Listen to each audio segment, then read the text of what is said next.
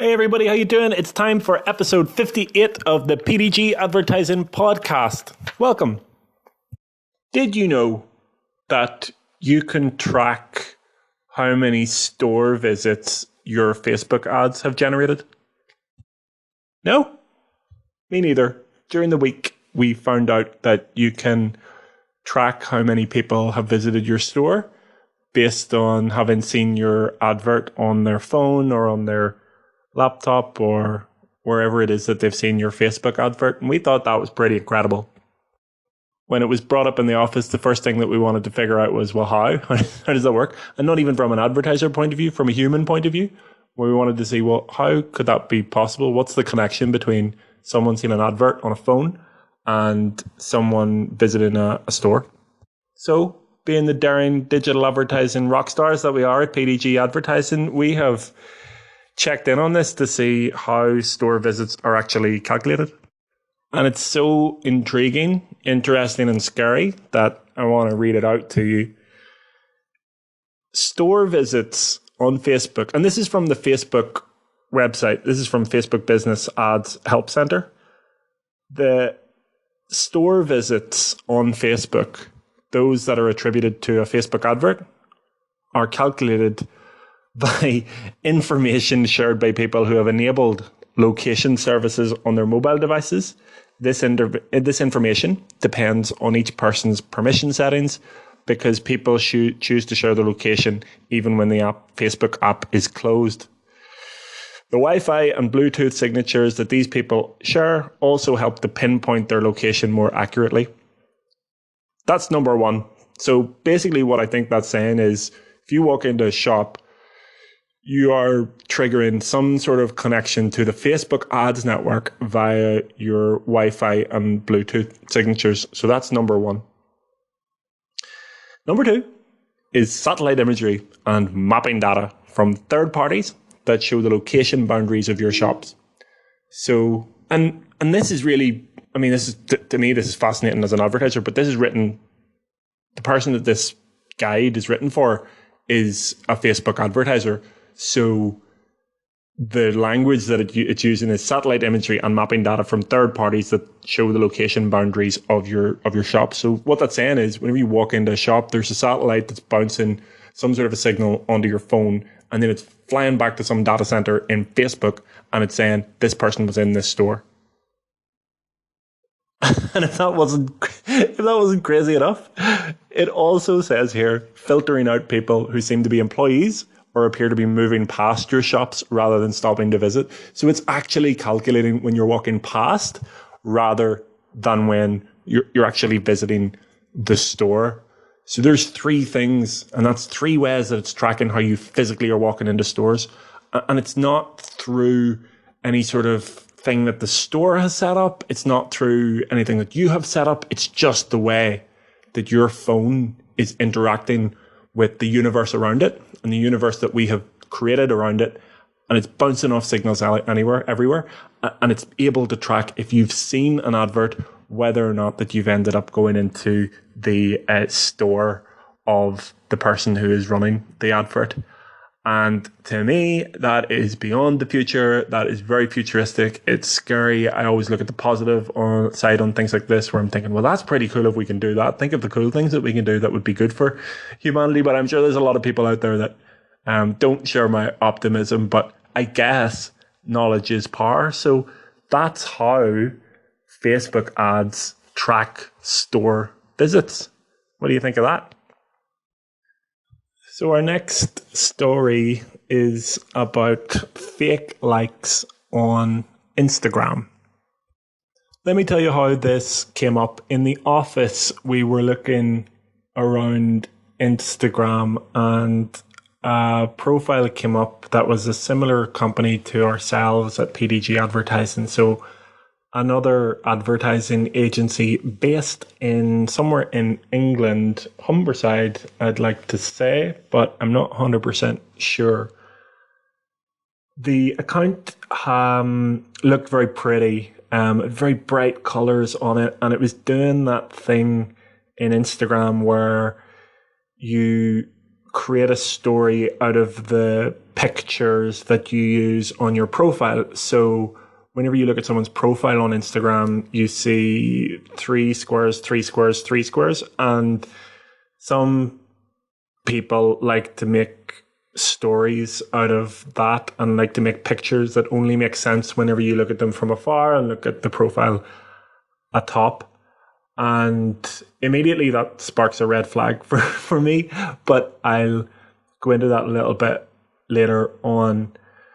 When we were looking at the account, it did look kind of pretty. The designs looked quite nice and it didn't look like a bad account on first glance. But whenever you've been looking at Facebook accounts for years and Twitter accounts for years, and you've seen the cycles of a platform emerges and people fake their followings and they make it look like they're bigger than they are, you start to get a sense for what people do. And one of the number one things people do is they make it look just too perfect. So that's Spidey sense number one of thinking, looking at something and saying, that's just a little bit too perfect for the messiness of social media and the disjointedness of human interaction online. So whenever I see something like that, I can't really let it go. And I looked a little bit deeper into it and I saw that this account had something like 10,000 followers on the account. And around the office, it was, oh, wow, they've got like 10,000 followers. But what we discovered was there's a possibility, not even a possibility, it's absolutely 100% certain in my eyes, but I don't absolutely have the evidence, but I can point to some facts. If you have 10,000 followers on your Instagram account, it only speaks to reason that even if you did a mediocre post on your Instagram account, that you would get, maybe 10 likes on it, maybe a few comments. What's the engagement like on the posts that you're doing? What is if there are 10,000 likes on there or 10,000 connections to your account, you could really put out anything and you would think that there would be some level of decent engagement on it. And when we looked into the posts themselves, remember, they're already pretty looking, they all look really nice. And again, the senses are just going, something not right here. They had something like 6 likes, under 6 likes on average per post that they had done. And that is like the smoking gun in the case. It's like the moment when Columbo says just one more thing and says, that's not right. There's something wrong there.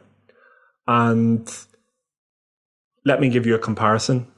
PDG Advertising, at PDG Advertising on Instagram, at this point has under 200 likes. Maybe more than that, but it's around that anyway. And the engagement that we get per post is over 10 at any given time. It can be more than that at times, much more than that at times. But compare that with 10,000 connections and we only have like 200 and we're beaten in terms of engagement, likes and comments under our posts. So I would rather have 10 connections, real connections, than 10 million fake connections. There is no point in having any fake connections. If you can just get past the lies and the deceit of it, which I can't, but if you can get past that and you can make the argument for, oh, well, it makes us look better. People who don't know any better will maybe think we're good and they will come to us instead of going to our competitors. That's a garbage enough reason. But if you stay on that line, fundamentally, it stops you from seeing reality. So if you buy 10,000 likes, if you gain 50 genuine likes, that might be 50 prospects or 50 customers, and you send out a post, you'll not know, how many of those likes were real, or you won't know how many of them were genuine. You won't know if your post has got lost in the ether of all these fake likes. It completely skews the algorithm out of your favor. On Facebook, I mean, this is not new. this happened on Twitter to start off with. I think the first platform that this happened on was Twitter. And people bought fake likes for $5 on it, and you could get to like 1 million likes in 30 seconds. And they were all fake. They were complete fake accounts being driven by bots that would apply fake follows to your account. Now, that has kind of stopped there, but in every iteration of a social media account, like now with Facebook, so same idea, you can buy likes on business pages. And what's even more interesting is the algorithm only shows posts to like 5% of your account anyway. So it's worse if you have a Facebook page that has 10 million likes and only 5% of those 10 million likes see your posts, and 5% is actually genuine. It's probably less than 1% of people see your organic posts. So it makes even less sense on Facebook. Both Facebook and Twitter found ways of getting around that. Instagram is owned by Facebook. They know these fake likes and these fake accounts are happening. So what they will do is remove them all. So it's completely pointless. It's not just pointless in terms of the lies and the deceit. It's pointless because it does you damage. You don't know if anything you do is actually good or if it's just fake praise that you're getting.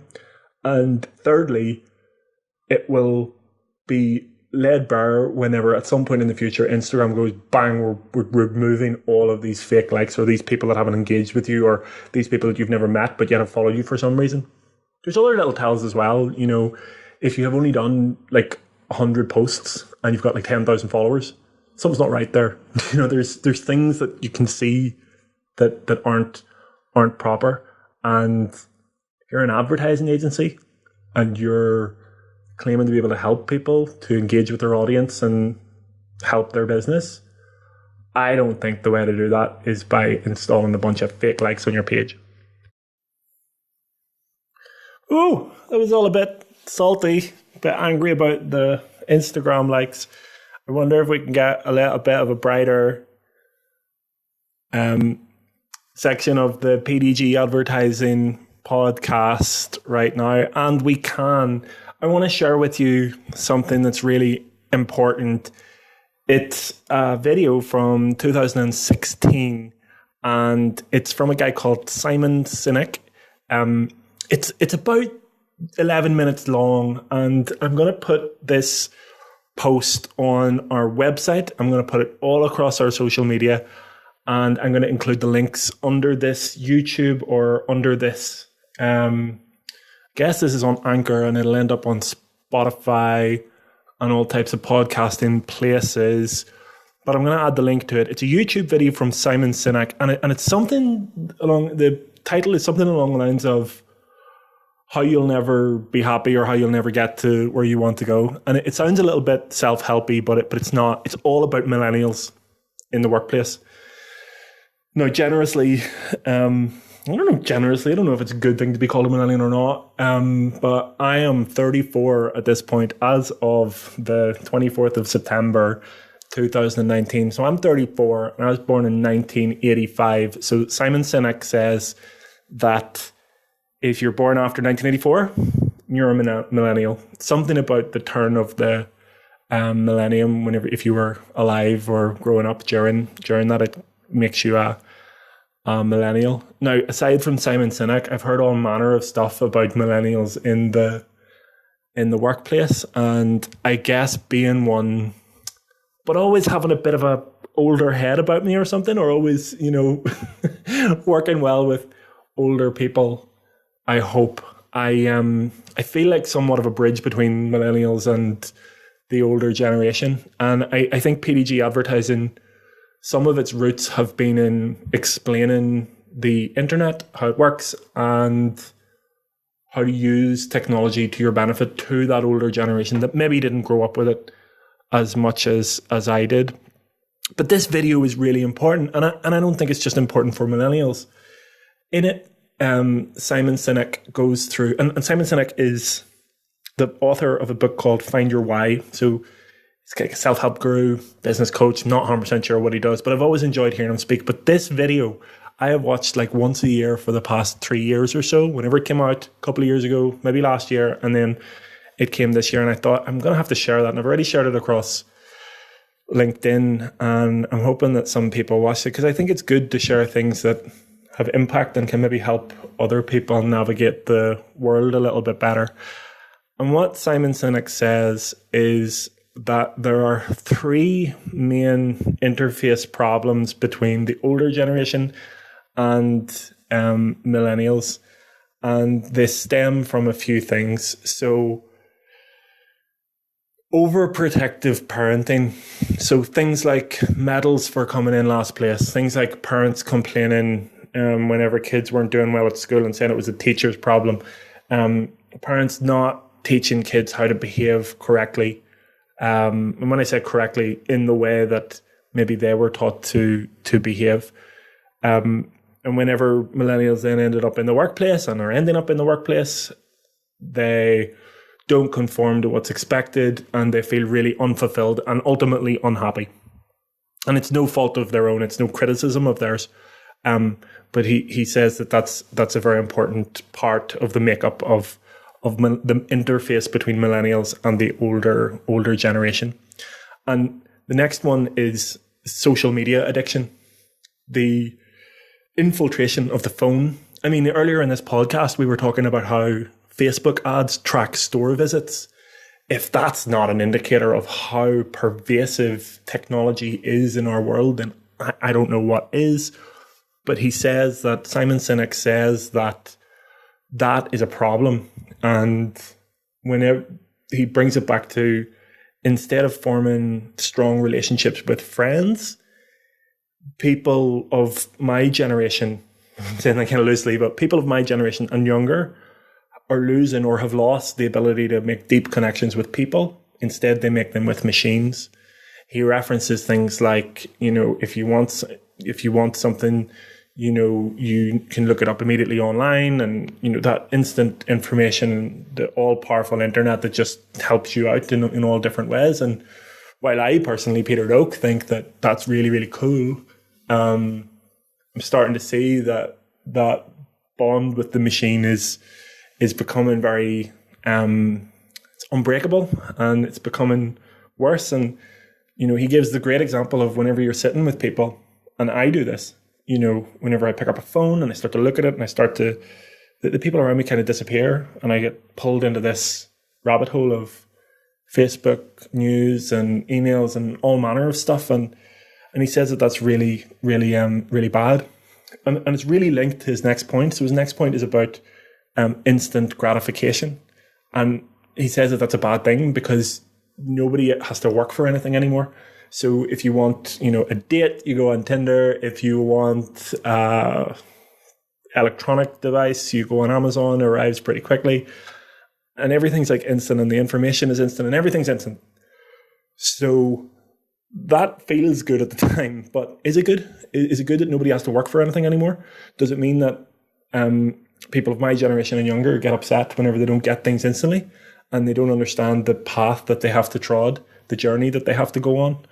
And that's why I want to share this, because I think what Simon Sinek is doing is he's opening up a new view on life, I guess. And it's very important because the people that will work in my business likely will all be millennials or whatever the generation is after that.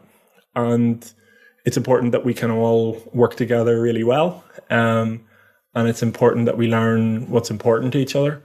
And he said something that's really important. It's important that business leaders and leaders step up and show the path of happiness in the journey, and how it's the journey that, brings happiness. It's not the instant gratification, because that goes in a moment. It's the memories and the experience of going through the path to get to where you want to go. Probably comes back to setting goals, setting ambitious goals, all that stuff. But it's very energizing and very interesting.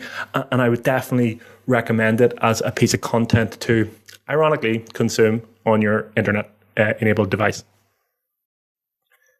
So this week, goodness, it's only Tuesday and it feels like we've done a whole week. But I think that's just because it's packed full of stuff and there's so much more to come. But this week, I had an interesting call to make, an actual physical call to make, and a judgment call to make. And it's one that I've made a few times before and never regretted.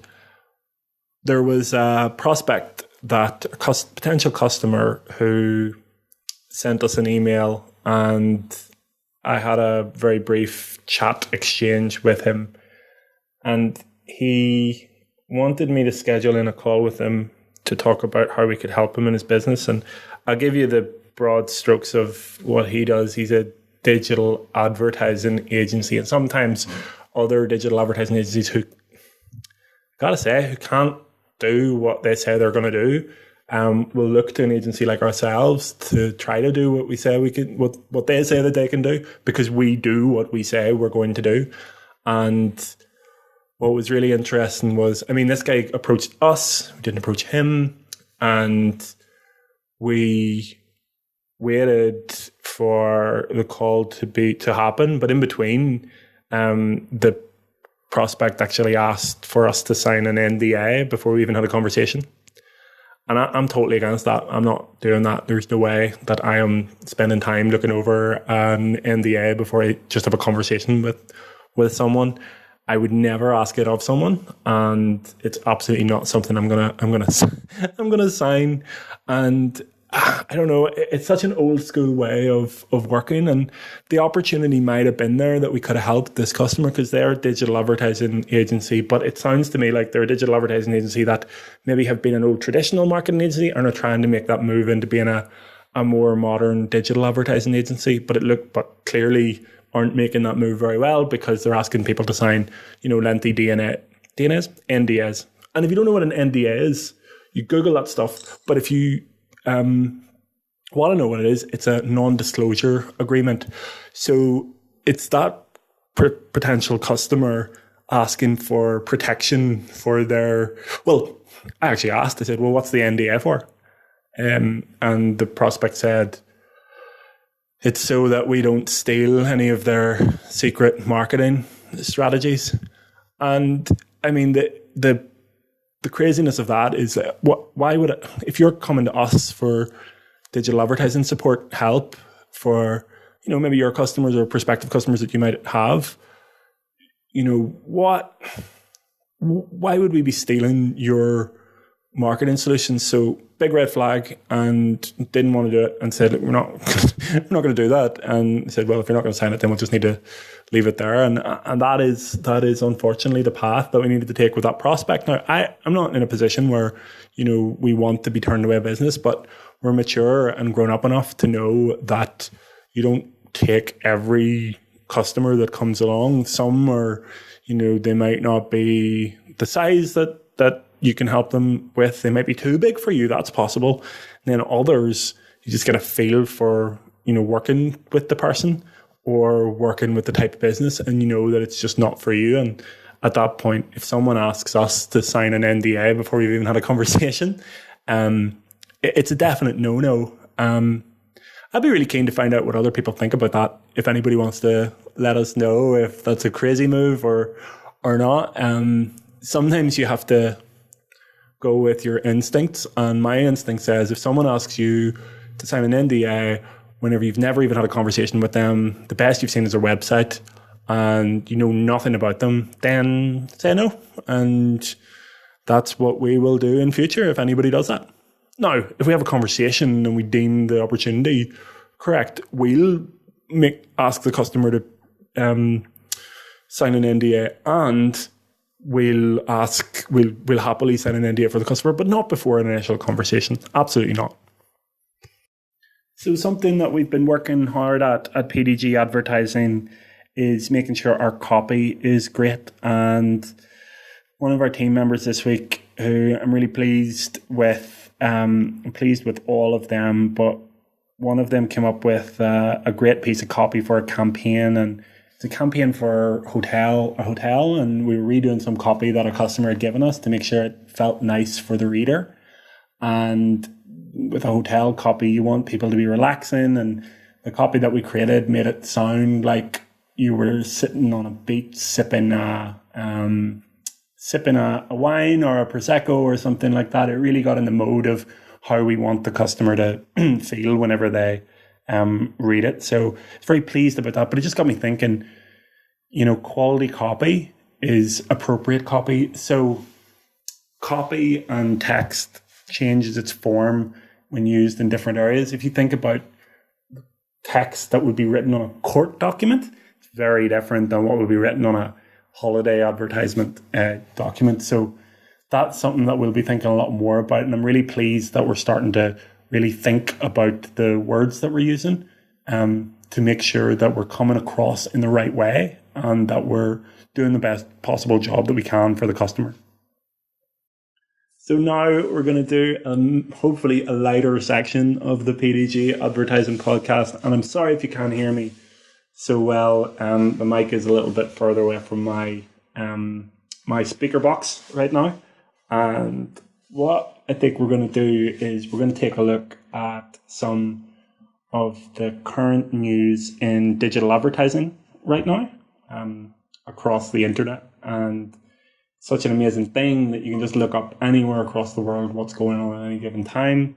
But for this part, there's a couple of websites that I would normally go to, and some I've heard of that could be good. One is called thedrum.com.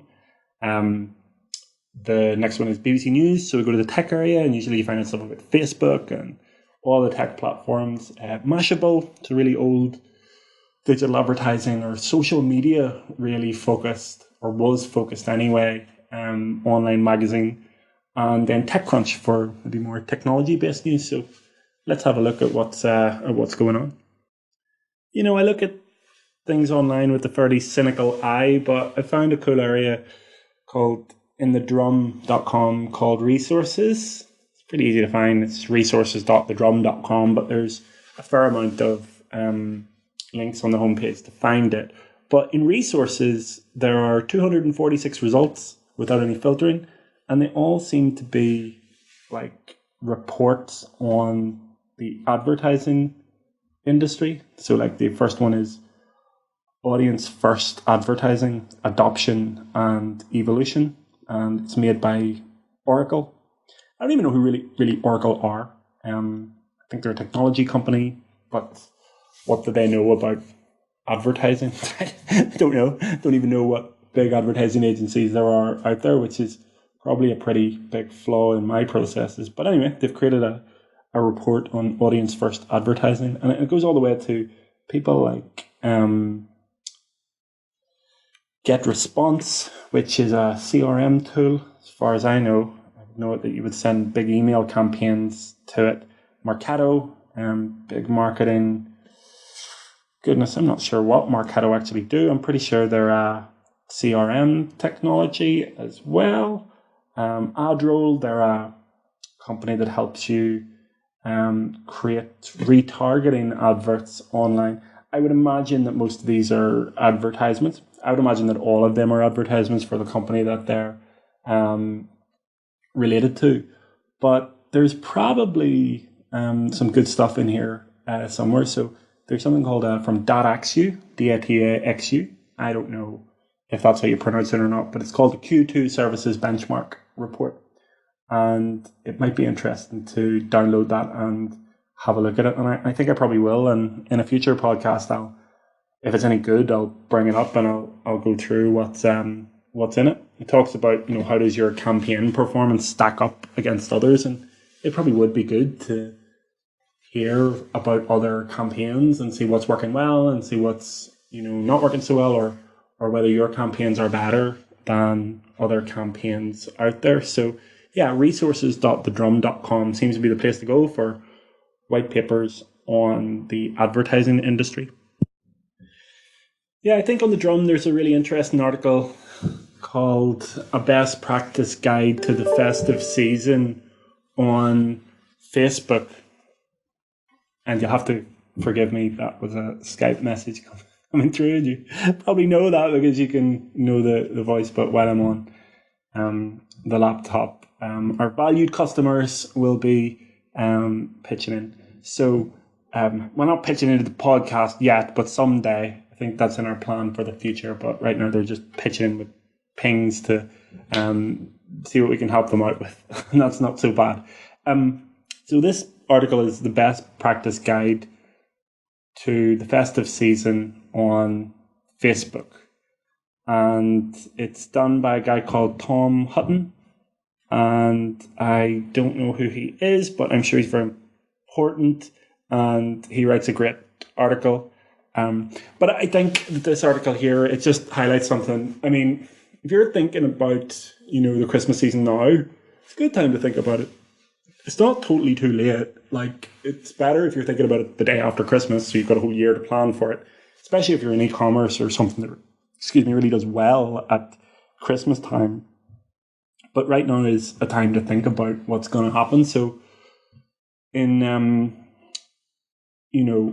no time at all, just after Halloween, we're going to start to see days like Black Friday, Cyber Monday, Singles Day, which I am not sure what actually is. I don't know if it's single people or single items. Probably should know what that is, but whatever it is, it's another day where people buy stuff online.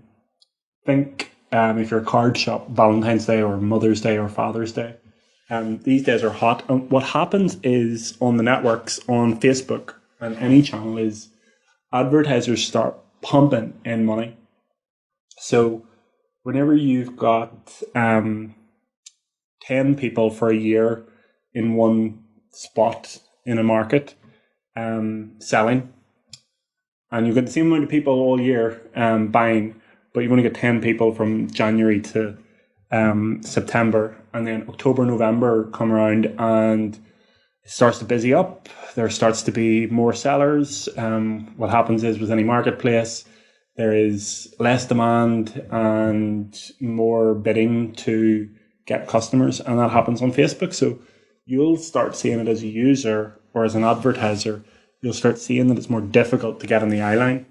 If you're a user, it's more difficult to concentrate on anything because you're being bombarded by emails and online adverts all across the internet. But what it does is it pushes up the price of how much it costs to get in front of your target market. And that's something to consider, because even though the price is very high, it'll be better this year than it will be next year. And it won't be as good as last year's. Cost per clicks and CPM, which means cost per meal, which is how much it costs to get in front of 1,000 people. That level of competition is what you're against to make sure that your Christmas is better than your competitors if you're in business. And it doesn't matter what business you're in, because the e-commerce sites are going to flood the internet with adverts.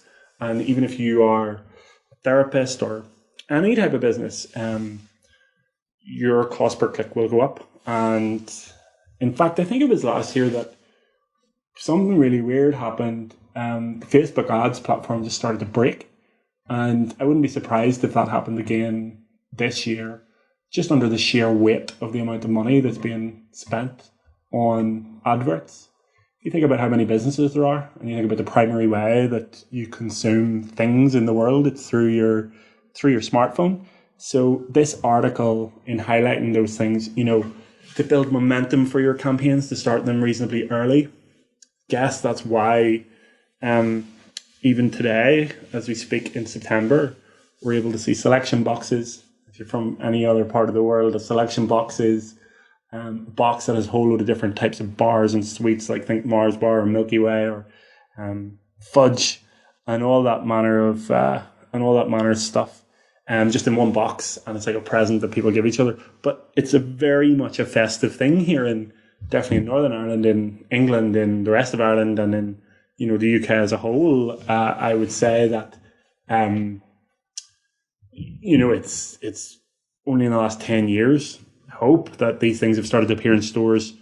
Anything before like December or maybe even late November, but now they're appearing in September. But the usual traditional line was like after Halloween was fair game, but now it's just doesn't matter. It's now we're starting to build momentum, and that's from the big players, and they know what they're doing. We're talking Tesco's, Walmart's, all those. They know what they're doing in putting Christmas stock in early. So taking that play, and I've always believed that even if you're a corner shop, or if you're a small-time digital advertising company, or you're a medium-sized company, you can still look to big players and see what they're doing and try to emulate some way what they're doing to benefit your own business. So what this article, it's very good, is saying, plan consider that you're going to be busy in that Christmas shopping period, even if you're not related to present buying or your company isn't anything to do with what people would buy for Christmas.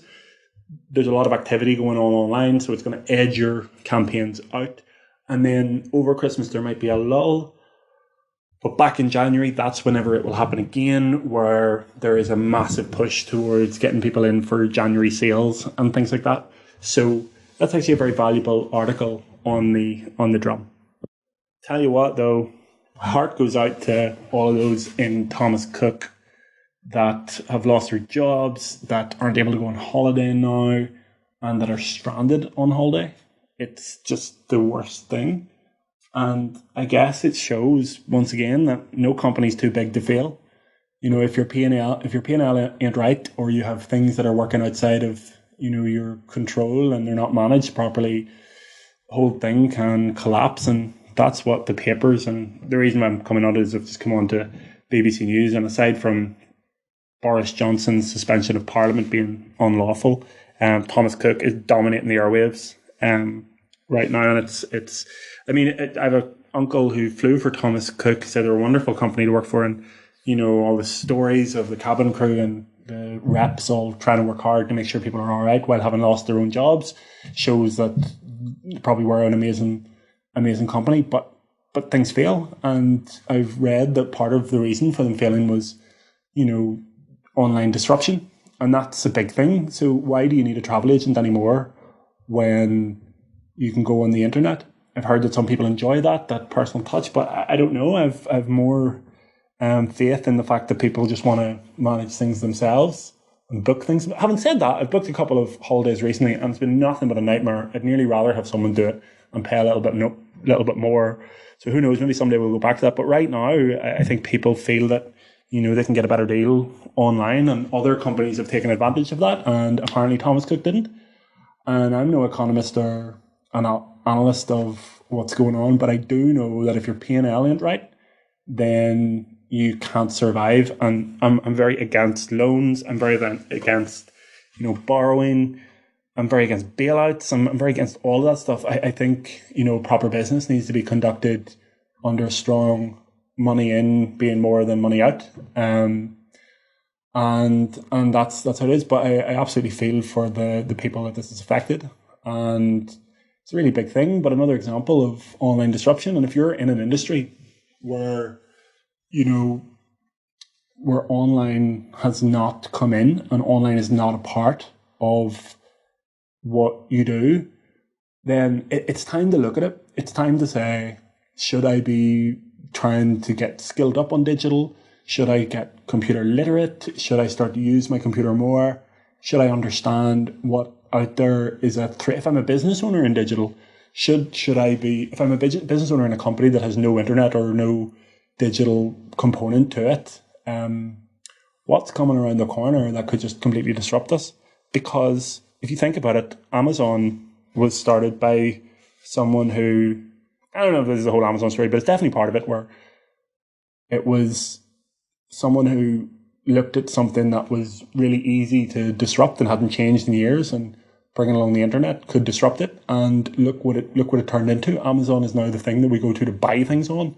So not only did it disrupt the thing that meant to disrupt, book selling, it has also disrupted electronic selling. It has the things we were talking about, Black Friday, all of those things are all part of, you know, the Amazon culture and Prime Day and all of those things. So that's why I'm not surprised whenever big companies that are old and haven't moved towards being digital companies end up, and that's how it is.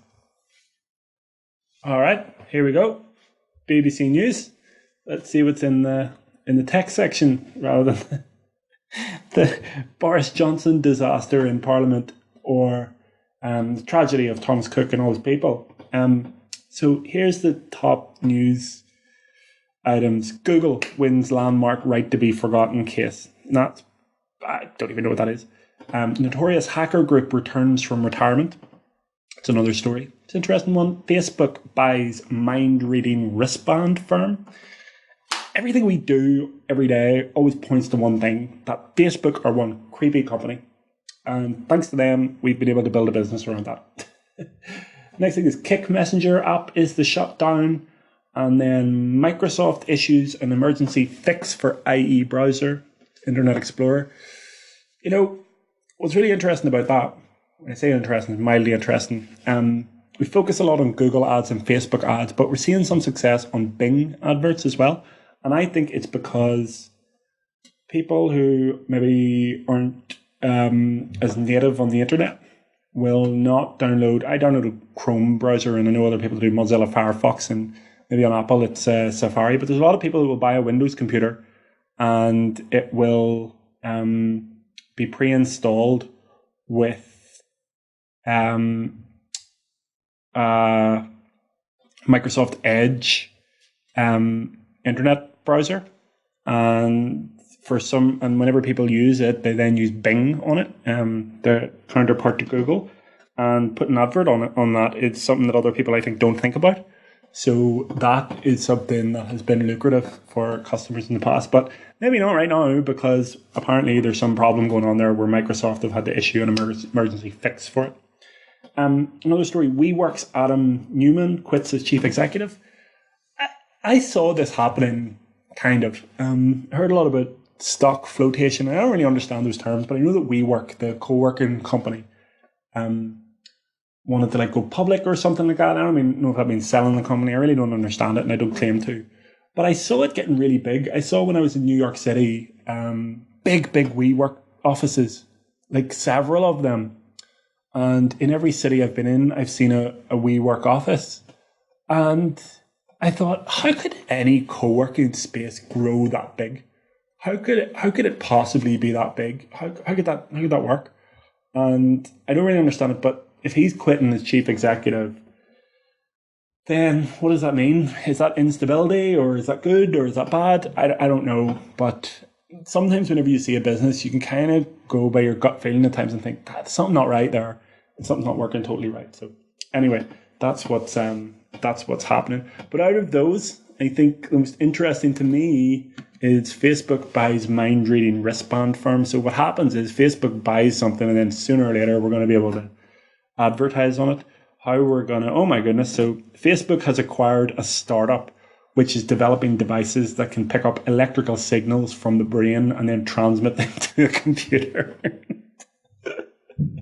So what are we saying here? Are we saying that now we're able to track someone who sees an advert and then is able to, and then we're able to track them whenever they go into a store, so we can see which of our adverts have driven someone to a store? Are we saying now that in the future, Facebook will put there'll be a wristband on you that will tell the ads algorithm whether someone has actually thought about your advert again?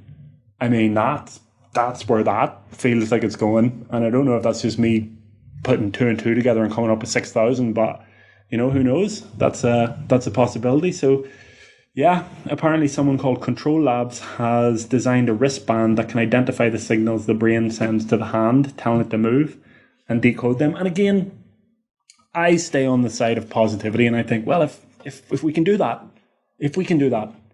then we can rebuild him, and we can, maybe take our limited body and make something even cooler in a synthetic body. It's how you get the mind to do that as well. But I guess this kind of thing that's going on is something that, in the future we'll be able to navigate.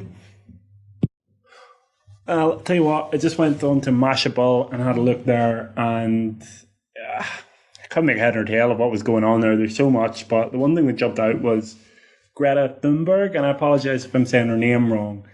Wonderful young woman, 16-year-old, speaking at the UN, quite incredible. Told us all off for climate change and making money, and she's right. She's 100% right, and we need to change.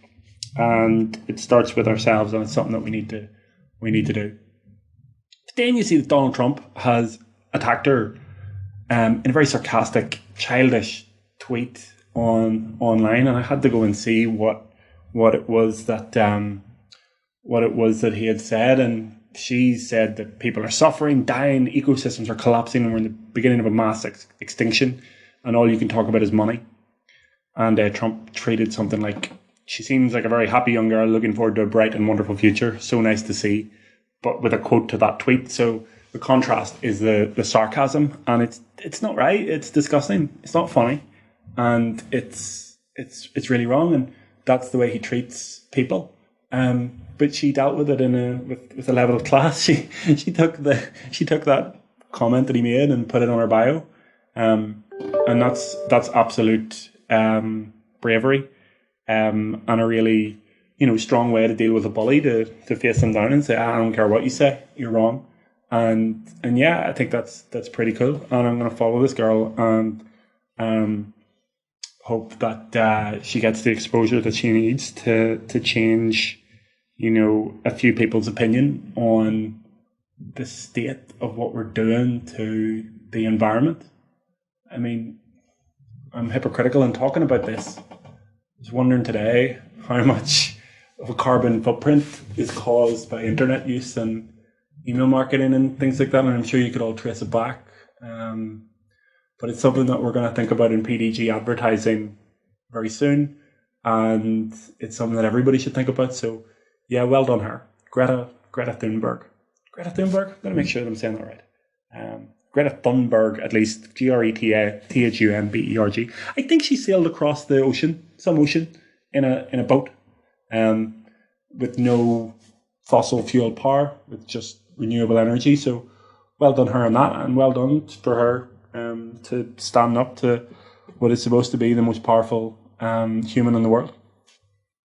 Yeah, and I promised that I would take a look at TechCrunch, the startup and technology news, but just tried to get to TechCrunch, and it's given me some sort of a cookies acceptance, and it says, before you continue, TechCrunch is now part of the Oath family. We, Oath, and our partners need your consent to access your device. More advertising from creepy advertisers. Set cookies and use your data, including your location.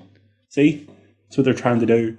Oath, or OAuth, I'm not sure how you pronounce it, is the same family that you do Bing ads under. It must have an undercurrent of Microsoft owning it, and that must mean that TechCrunch must have something to properly do with that. These magazines online need to make money, and they do it through advertising, so that must be Reddit. So we're doing it live. We're doing it actually live. So the big story on TechCrunch, WeWork's Adam Newman steps down as CEO, and there's no blurb, but that seems to be a big story.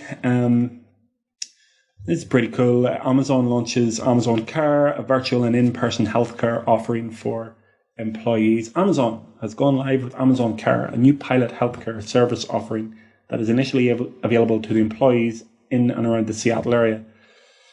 This must be like I think in America, like healthcare is a big thing. You have to pay for it a lot of the time, and if you're not paying for it, you have to be insured. So I guess this is Amazon. It's basically a country now because it's so big. Is offering that through its own platform. So that's interesting. Something to watch. And another story here is Facebook promises not to stop politicians' lies and hate. What? Facebook promises not to stop politicians' lies and hate. And that might be a bit of spin on that. So it says Facebook confirms it won't fact-check politicians' speech or block their content if it's newsworthy, even if it violates the site's hate speech rules or other policies. I am going to take another look into that because I want to know what it's about, because it seems like that's not something that Facebook would do. So Facebook confirms it won't fact-check politicians' speech or block their content if it's newsworthy, even if it violates their site's hate speech rules or other policies. Well, I suppose Trump's still on Twitter, at least, and this is Facebook that we're talking about. So is Trump on Facebook? I don't see him on Facebook, really, but I definitely see him on Twitter. Whatever way the algorithm works on Twitter, I see him in my Twitter feed very often. So let's see. Did Facebook have the cojones to block Donald Trump by clicking on Donald Trump? Oh goodness, here we go. So Donald J. Trump verified page, 24 million like this, and there he is, Chief Cheeto himself.